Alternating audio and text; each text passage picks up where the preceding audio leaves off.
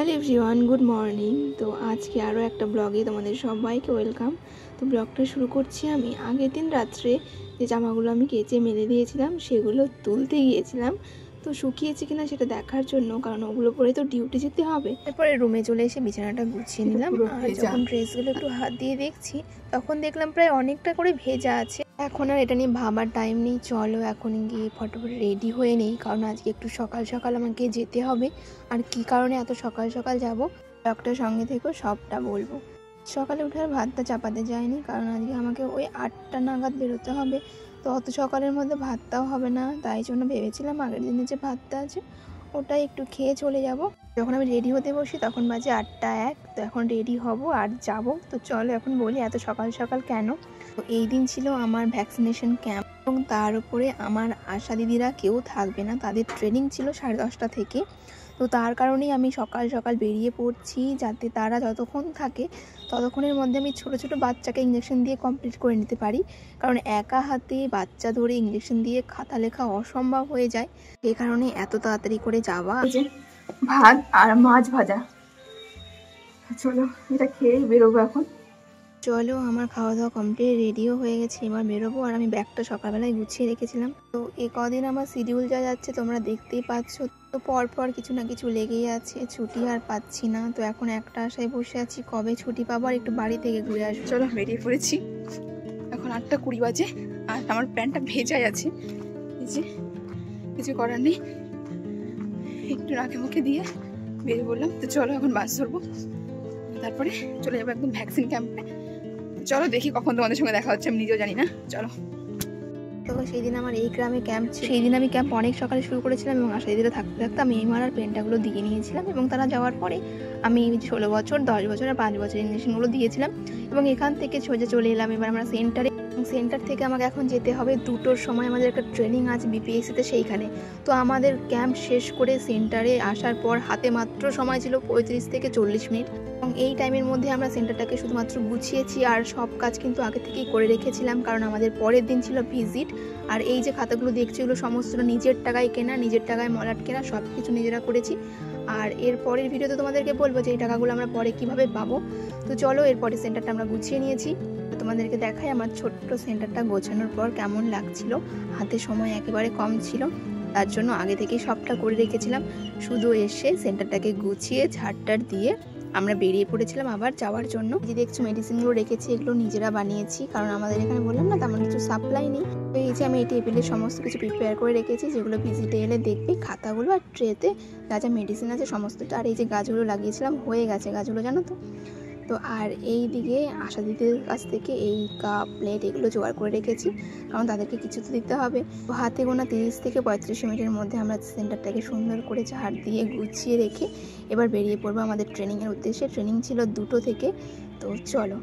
এরপরে একটা মিষ্টির দোকান থেকে আমরা কিছু খাবার নিয়েছিলাম, কারণ বললামই তোমাদের এরপরে আমাদের আবার যেতে হবে ট্রেনিংয়ে, এবং সেখান থেকে ফিরতে ফিরতে কটা বাজবে সেটা কেউ জানে না। তো এখান থেকে আমি আমার সেই দিদি মিলে কিছু একটা নিয়েছিলাম, এবং সেগুলো নিয়ে আমরা চলে এলাম বাস স্ট্যান্ডে। আর বাস আসারও প্রায় টাইম হয়ে গিয়েছিল। তো চলো এবার একটু বাস স্ট্যান্ডে গিয়ে বসবো আর সেখানেই খাবারটা খেয়ে নেবো, কারণ এখান থেকে যেতে যেতেই আমাদের 2টো প্রায় হয়ে যাবে। তো সেখানে ট্রেনিংও শুরু হয়ে যাবে, সেখানে বসে কোথায় খাবো, তাই বাস স্ট্যান্ডে বসে খেয়ে নেবো। আর এখানে একটা দাদু আছে জানো তো, তো দাদুটা আমাদের সঙ্গে গল্প করছিল, তো সে কারণে হাসছিলাম। তো বাস আসতে প্রায় 10 থেকে 15 মিনিট মতো লেট ছিল, তাই আমরা সেখানে বসে খেয়ে নিলাম খাবারটা। তো কী খেলাম তোমাদের সঙ্গে তো শেয়ার করা হলো না। তো এই যে 2টো করে সিঙ্গাড়া আর একটা মিষ্টি নিয়েছিলাম, তো এগুলো খেয়েই বাসে চলে এসে বাসে চেপে পড়লাম আর চলে গেলাম আমাদের বিপিএসসিতে ট্রেনিংয়ের জন্য। এরপরে আর কোনো ভিডিও আমি করিনি, তো সেখান থেকে ফেরার পথে ভিডিও করেছিলাম, তো সেটাই শেয়ার করছি। তো এই যে বুঝতে পারছো অনেকটা বেলা পড়ে গেছে, সে কারণে আমরা ফেরার সময় বাস পাইনি, তাই টোটোতে করেই চলে এলাম। আর একদম এখান থেকে সোজা চলে এলাম শপিং মলে। এখানে কিছু কেনাকাটা করার ছিল, আর বেলাটা অনেক হয়ে গিয়েছিল, তাই রুমে গিয়ে ফ্রেশ হয়ে রেডি হয়ে আস্তে আস্তে রাত্রি হয়ে যাবে, তাই ভাবলাম আর বেরোবো না, একেবারে যা লাগবে নিয়ে যাব। আর পরের দিন তো ভিজিট আছে, আরও সকাল সকাল বেরোতে হবে। তো আমি চলে এসেছিলাম, আমার সঙ্গে ছিল ময়না।